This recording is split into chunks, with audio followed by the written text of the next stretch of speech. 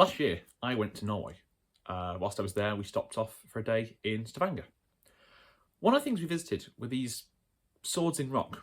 In Norwegian, the Fjell. I'm probably butchering that. There was no plaque or anything that I could see that set out what they were, what they were supposed to represent.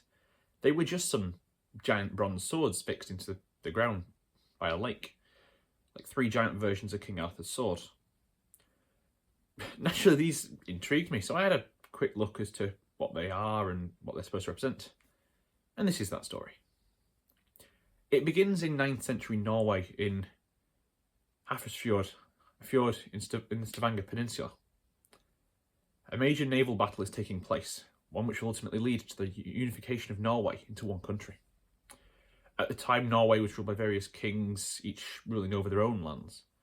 One of these kings, Harald Fairhair, according to legend, wished to marry Gyda Eiríksdóttir, the daughter of one of the other kings. She'd refused him as he was not powerful enough. She told his men that if he became ruler of all of Norway, she would marry him. News also reached Harald that various other kingdoms were beginning to gather in the south of Norway.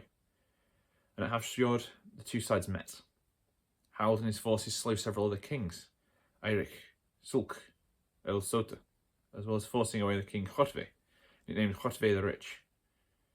Once the battle was over, Harald declared himself king of the Norwegians, thus uniting several of the kingdoms under himself. In the end, Harald also sent his men for Gyda, who became his concubine.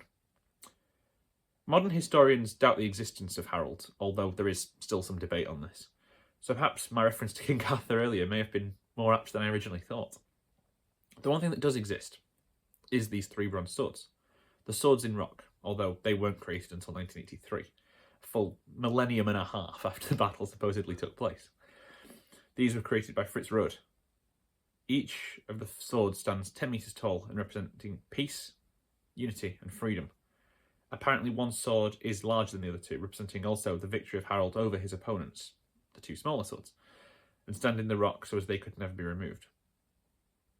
So, if you ever find yourself in Stavanger, looking at some mysterious swords that are 10 foot tall, you'll know now they represent a significant moment in Norwegian history. Thank you very much for watching, and hope you'll enjoy this video. Check out previous videos on screen here and here, subscribe down below, and I'll talk to you all next time.